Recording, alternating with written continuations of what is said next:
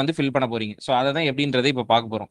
So இந்த எம்எஸ்எஸ்ல மொத்தம் 3 level நம்ம கேட்டிருந்தோம். ஸோ ஃபர்ஸ்ட் லெவல் பார்த்தீங்கன்னா அட்மினிஸ்ட்ரேட்டிவ் யூசர் யாராவது ஒருத்தர், அதாவது அசிஸ்டன்ட்டோ ஜூனியர் அசிஸ்டன்ட்டோ இல்லை சூப்பர்வைசரோ அந்த யூசர் கொடுத்துருப்பீங்க. நெக்ஸ்ட் அட்மினிஸ்ட்ரேஷன்லேயே பார்த்தீங்கன்னா ஃபைனல் அத்தாரிட்டி பிஓ கொடுத்துருப்பீங்க. மூணாவது பார்த்தீங்கன்னா எஸ்சியோட யூசர் கொடுத்துருப்பீங்க. ஸோ இந்த 3 யூசர்ல லெவல் 1, லெவல் 2, லெவல் 3 அப்படின்னு நம்ம வச்சிருந்தோம். சரிங்களா? ஸோ இதை தான் நாங்களும் ஏற்றிருக்கோம். ஒவ்வொரு சர்க்கிள் ஒரு டிவிஷனுக்கு பேக் எண்ட்ல லெவல் 1, லெவல் 2, லெவல் 3 ஏற்றிருக்கோம். சரிங்களா? இப்போ நான் ஃபர்ஸ்ட் லெவல் யூசர்ல லாகின் பண்ணி உங்களுக்கு எப்படிலாம் அப்ளிகேஷன் உள்ள வருது அப்படின்றத காமிக்கிறேங்க.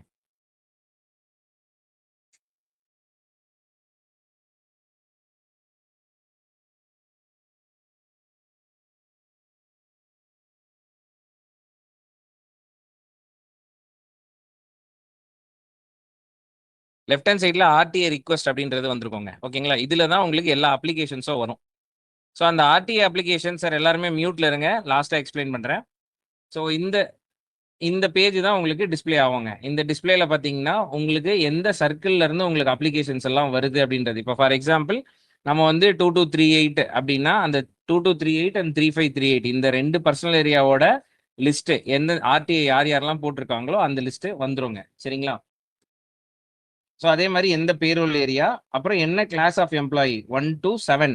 So class 1, class 2, class 3 provincial RW, அப்புறம் அந்த மாதிரி கிளாஸ் 4 ப்ரொவின்ஷியல் ஆர்டபிள்யூ, இந்த மாதிரி எல்லா டைப் ஆஃப் அப்ளிகேஷன்ஸும் உங்களுக்கு வந்துடும். டோட்டல் நம்பர் ஆஃப் ரிக்வஸ்ட் எத்தனைன்னு பார்த்தீங்கன்னா 16 ரிக்வஸ்ட் வந்திருக்கு. ஓகேவா? ஸோ இதில் வந்து எலிஜிபிலிட்டி அப்ரூவல் 2 ஸ்டெப் இருக்குது இதில். ஓகேங்களா? ஸோ அதில் நம்ம 1 by 1 பார்ப்போம். ஸோ ஃபார் எக்ஸாம்பிள் இந்த ஆர்டி அப்ளிகேஷன் எடுத்துக்கலாம். குமார் சி அப்படின்றவர் இந்த ஜாப் ஐடியில் இருக்காரு. ஓகேங்களா? இந்த ஜாப் ஐடியில், இந்த டெசிக்னேஷனில், இந்த சர்க்கிளில் அவருக்கு அப்ளிகேஷன் உள்ளே வந்திருக்கு. இவர் ரிக்வஸ்ட் ட்ரான்ஸ்ஃபர் டைப் வந்து அவுட் சைட் த சர்க்கிளா, வித்தின் த சர்க்கிளா, இந்த மாதிரி எல்லா ஆப்ஷன்ஸுமே உங்களுக்கு வரும். மொத்தம் பார்த்தீங்கன்னா 3 லெவல். அந்த 3 லெவல் பார்த்தீங்கன்னா இது லெவல் 1/3 அப்படின்னா ஃபர்ஸ்ட் லெவலில் இருக்குது. மொத்தம் 3 லெவல்ஸ் இருக்குது. So pending at level 1 eligibility ஒன்றும் முடிக்கல. ஓகேங்களா? ஸோ டேக் ஆக்ஷன் ஒரு ஆப்ஷன் இருக்கும். ஸோ டேக் ஆக்ஷன் இருந்ததுன்னா அது நம்மளோட லெவலில் இருக்குன்னு அர்த்தம். இதுவே வியூ டீடைல்ஸ்னா ஒன்று செகண்ட் லெவலில் இருக்கலாம், தேர்ட் லெவலில் இருக்கலாம், ஒன்று நம்ம முடிச்சிருப்போம், இல்லை அது க்ளோஸ் ஆயிருக்கும். ஸோ அந்த மாதிரி ஒர்க் ஃப்ளோ எல்லாத்தையுமே நம்ம இதுக்குள்ள கொண்டு வந்திருக்கோம். இப்போ நம்மளது ஃபர்ஸ்ட் ஸ்டேஜில் இருக்கு, லெவல் 1 அப்ளிகேஷன் எடுத்துக்கலாம். டேக் ஆக்ஷன்ற ஆப்ஷன் இருக்கு, அதை கிளிக் பண்றேன். ஸோ அப்படி கிளிக் பண்ணும்போது பார்த்தீங்கன்னா நம்மளுக்கு ஃபர்ஸ்ட் அந்த யூசரோட ஆர்டி அப்ளிகேஷன் வந்துடும். ஓகேங்களா? அந்த எம்ப்ளாயி வந்து ஆர்டி அப்ளை பண்ணியிருப்பாரு, அந்த டீடைல்ஸ் எல்லாமே உங்களுக்கு இங்கே காமிச்சிருங்க. மெயினான விஷயம் அவரோட சப்போர்ட்டிங் டாக்குமெண்ட்ஸுமே உங்களுக்கு இங்கே இருக்கும். நீங்கள் கிளிக் பண்ணி வியூ பண்ணிக்கலாம். ஸோ அந்த சப்போர்ட்டிங் டாக்குமெண்ட்ஸும் நீங்கள் டவுன்லோட் பண்ணுறதுக்கான ஆப்ஷன் இருக்கும், இல்லை பிடிஎஃபாக வியூ பண்ணுறதுக்கான ஆப்ஷனும் இருக்கும். ஓகேங்களா? ஸோ அதுக்கப்புறம் எங்கெங்க இப்போ அவுட் சைட் த சர்க்கிள்னா எங்கே அப்ளை பண்ணியிருக்காரு, வித்தின் த சர்க்கிள்னா எங்கே அப்ளை பண்ணியிருக்காரு, எந்த போஸ்ட்டுக்கு அப்ளை பண்ணியிருக்காரு, எந்த செக்ஷன், எந்த டிவிஷன், ஸோ என்னைக்கு சப்மிட் பண்ணியிருக்காரு, இந்த மாதிரி எல்லா விஷயங்களும் ஃபர்ஸ்ட் உங்களுக்கு காமிக்கும். ஸோ இதை வந்து நீங்கள் ஃபர்ஸ்ட் ஒரு வாட்டி செக் பண்ணிடுங்க. செக் பண்ணிட்டு இதெல்லாம் ஓகே அப்படின்னா நம்ம நெக்ஸ்ட் பர்ஃபார்மன்ஸ் ரிப்போர்ட்னு ஒரு ஆப்ஷன் இருக்கும், அதை கிளிக் பண்ணலாங்க.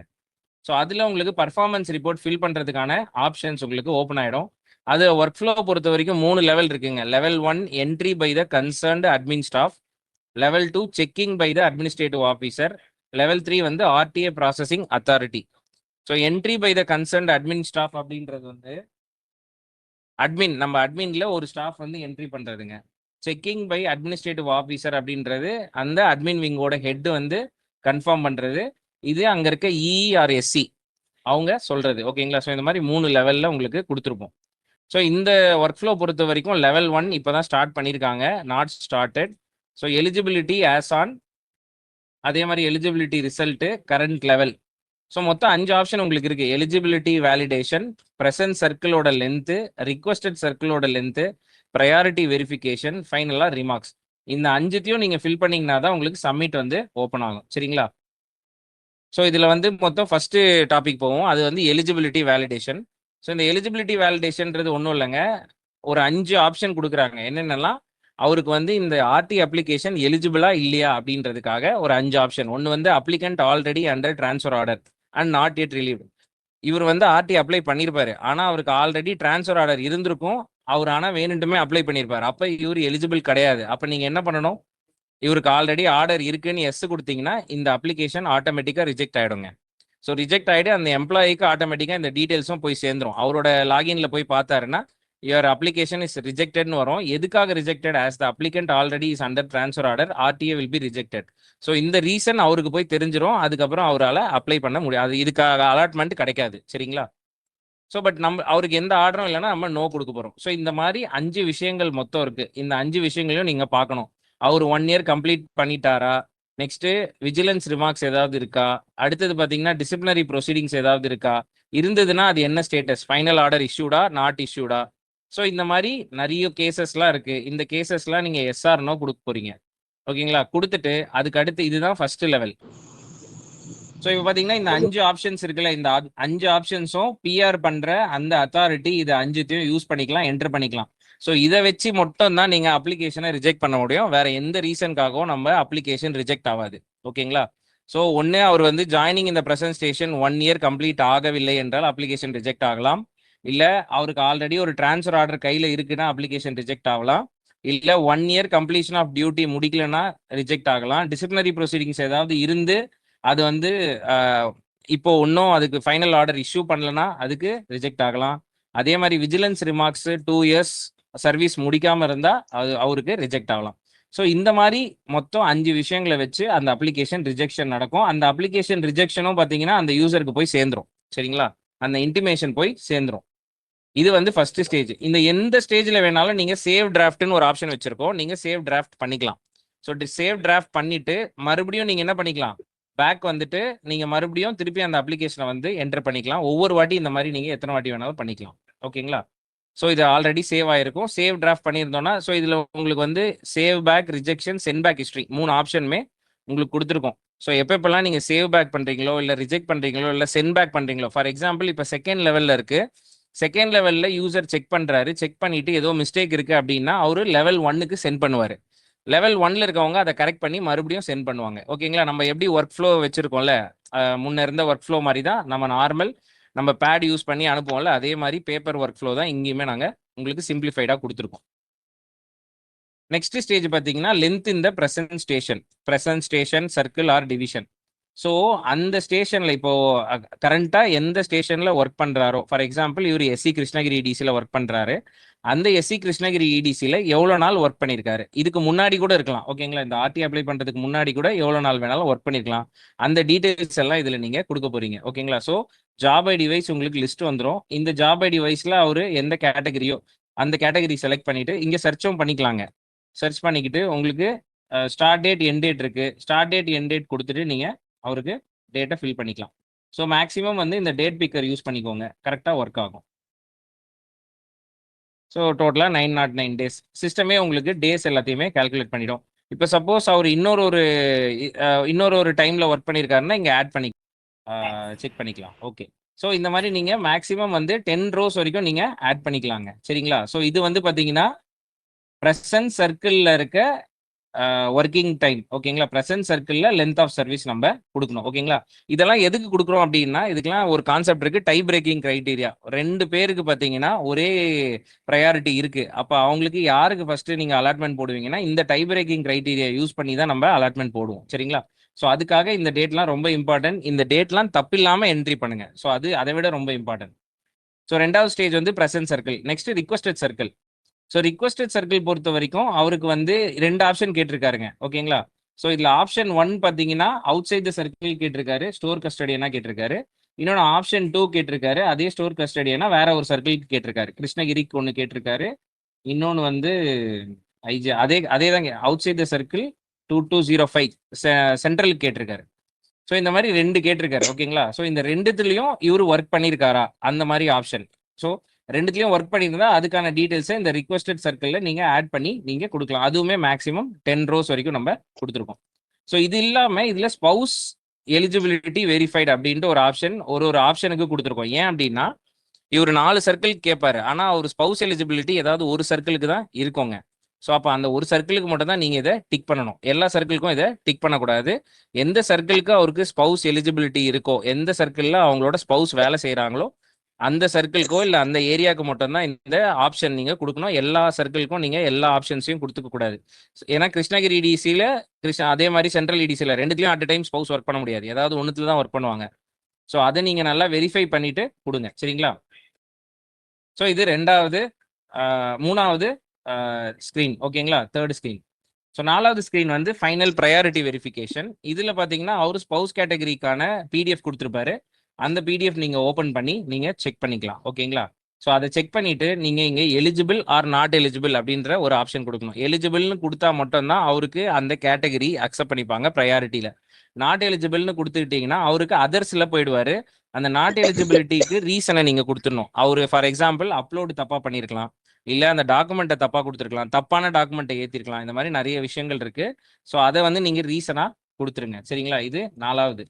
ஸோ ஃபர்ஸ்ட் வந்து eligibility verification, present circle, requested circle, priority verification 4 point பார்த்துட்டோம். ஃபைனல் பார்த்தீங்கன்னா ரிமார்க்ஸ் அண்ட் டிக்ளரேஷன். இதில் ரிமார்க்ஸ் ஏதாவது நீங்கள் கொடுத்துட்டு நீங்கள் சப்மிட் பண்ணுறது தான் ஃபைனல் ஒர்க்கு ஓகேங்களா. அப்ரூவ்ட் அப்படின்னு சொல்லிட்டு நீங்கள் சப்மிட் பண்ணிடலாம். இப்போ நான் சும்மா ஒரு அப்ளிகேஷன் போடுறேன்.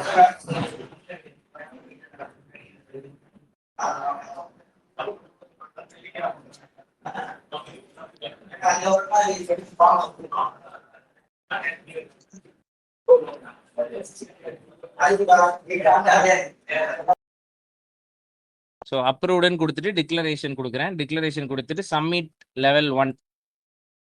So level 1 performance report will be move to next approval level. So level 1 நம்மளுக்கு சப்மிட் ஆயிடுச்சுங்க.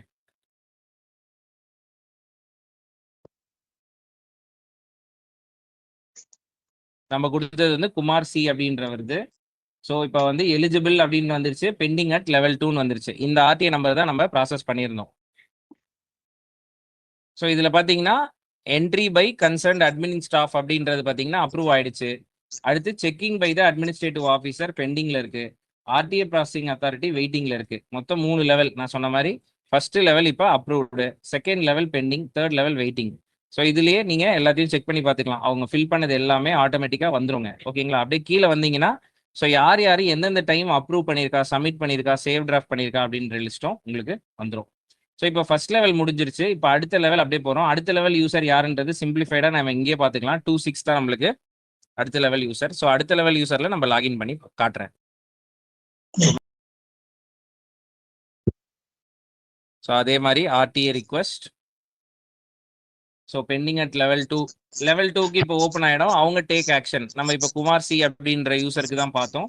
இப்போ லெவல் வந்து 2/3 இருக்கு. எலிஜிபிலிட்டி வந்துருச்சு. இப்போ pending at level 2 take action.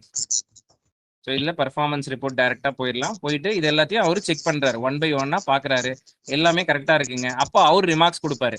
So இதில் 2 ஆப்ஷன் இருக்குது. ஒன்று வந்து ரிமார்க்ஸ் கொடுத்துட்டு அடுத்த லெவல் போயிடலாம். இல்லை தப்பு இருந்ததுன்னா சென்ட் பேக் டு ஒரிஜினல், அதாவது sent back to the previous level, level 1க்கே போயிட்டு அவர் அந்த கரெக்ஷன்ஸ் எல்லாம் பண்ணி மறுபடியும் இதை வந்து செகண்ட் லெவலுக்கு த்ரூ பண்ணலாம். நான் இப்போதைக்கு அப்ரூவ் பண்ணிடுறேன்.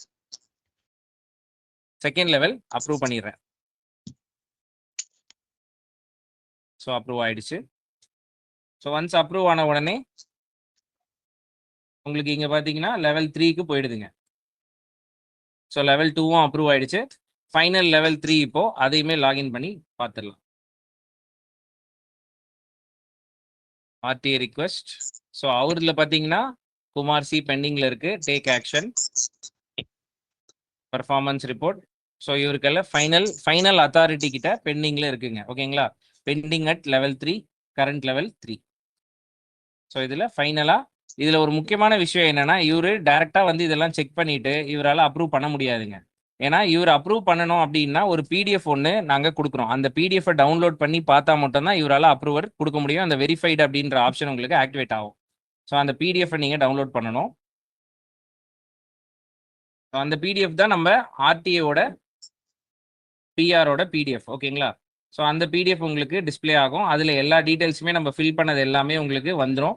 ஸோ அது எல்லாமே வித் ஒர்க் ஃப்ளோவோட வந்துருங்க. யார் அப்ரூவ் பண்ணியிருக்கா, யார் ரிஜெக்ட் பண்ணியிருக்கா, எங்கே இருக்குது, ஸோ இந்த மாதிரி எல்லா விஷயங்களுமே உங்களுக்கு கேப்சர் ஆகி வந்துடும். ஸோ இந்த ஃபைனல் பர்சன் இந்த டாக்குமெண்ட்டை செக் பண்ணிட்டு தான் அவருக்கு இந்த வெரிஃபைடு அப்படின்றது ஆக்டிவேட் ஆகும் ஓகேங்களா. இல்லாட்டி ஆக்டிவேட் ஆகாது. இங்கே வந்துடும் final document verified, verification is now enabled அப்படின்னு வந்துடும். அப்போ நீங்கள் recommendation yes or no, yes no கொடுத்துக்கலாம்.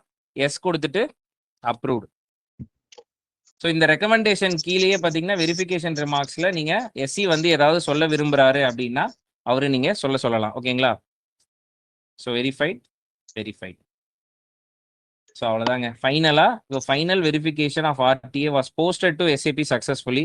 இப்போ இந்த எல்லா டேட்டாவும் நம்மளுக்கு எஸ்ஏபிக்குள்ள வந்துருங்க. இதுதான் ஃபைனல் அவுட்புட். இது வந்துருச்சுன்னா உங்க சைட்ல ஒர்க் ஓவர். ஸோ ஹெட் குவார்ட்டர்ஸ்க்கு இங்கிருந்தே டேட்டா உங்களுக்கு ட்ரான்ஸ்ஃபர் ஆகிடும். சரிங்களா? ஸோ இப்போ லெவல் 3 குமார் இது வந்து லெவல் 3 நம்ம முடிச்சிருந்தோம். ஸோ இங்கே இருக்குங்களா? ஸோ எனி டைம் நீங்கள் போய் செக் பண்ணிக்கலாம். எந்த யூசர்லேருந்து வேணாலும் செக் பண்ணிக்கலாம். இவரது வந்து எந்த ஸ்டேஜில் இருக்குது அப்படின்றது. இவரது பார்த்தீங்கன்னா எலிஜிபிள் அப்ரூவ்டு. வியூ டீடைல்ஸில் போய் பார்த்தீங்கன்னா எல்லாமே முடிஞ்சிருக்கும். 3 பேருமே அப்ரூவ் பண்ணியிருப்பாங்க. ஒர்க் ஃப்ளோ கம்ப்ளீட் அப்படின்னு வந்திருக்கும். எல்லா டீடைல்ஸையும் நீங்கள் செக் பண்ணிக்கலாங்க. ஓகேங்களா? அதே மாதிரி அந்த பிடிஎஃப், இந்த ரிப்போர்ட்டு எல்லாமே உங்கள் கைக்கு இருக்கும். ஸோ இதுலேயே பார்த்தீங்கன்னா லெவல் 1 எத்தனை மணிக்கு முடிச்சிருக்காங்க, லெவல் 2, லெவல் 3 என்னைக்கு முடிச்சிருக்காங்கன்ற டீட்டெயில்ஸும் இருக்கும். இந்த இந்த டேட் எல்லாமே ரொம்ப இம்பார்ட்டன்ட்டுங்க. 18ஆம் தேதிக்குள்ள எல்லாருமே இதை முடிச்சிருங்க. சரிங்களா? ஸோ அதுதான் ரொம்ப இம்பார்ட்டன்ட். ஓகே. ஸோ இதில் இன்னொரு ரொம்ப முக்கியமான விஷயம் என்ன அப்படின்னா, ஒன்ஸ் இங்கே அப்ரூவ்ட் அப்படின்னு வந்துருச்சு பார்த்தீங்களா, டிராஃப்ட் சப்மிட்டட் அப்ரூவ்டு. இந்த அப்ரூவ்டுன்றது யூசருக்கும் போயிடும், இந்த குமார் சிக்கும் போயிடும், இந்த எம்ப்ளாய்க்கும் போயிடும். அவரோட லாகின் பண்ணி பார்த்தாருன்னா அப்ரூவல் அப்படின்றது டிக் ஆகி வந்துடும். ஸோ அவர் என்ன நினைச்சுப்பாரு, நம்மளோட பிஆர் கம்ப்ளீட் ஆயிடுச்சுன்றது அவருக்குமே இன்டிமேஷனா போயிடும். சரிங்களா? இன்னொரு முக்கியமான விஷயம், அவருக்கு அலாட்மெண்ட் அப்படின்றது வந்துச்சுன்னா இங்கேயுமே டிக் வந்துடும். ஸோ எல்லாமே பார்த்தீங்கன்னா இந்த போர்ட்டலுக்குள்ளேயே நடந்துருங்க. ஸோ எம்ப்ளாயி வந்து இங்கே வந்து ஆர்டி அப்ளிகேஷன் கொடுத்தாங்க, பிஆரும் இங்கேயே நடந்துருது, அலாட்மெண்ட்டும் நெக்ஸ்ட் அடுத்த ஸ்டெப் இன்னொரு 15-20 டேஸ்ல அலாட்மெண்ட்டும் ரெடி பண்ணிடுவோம்.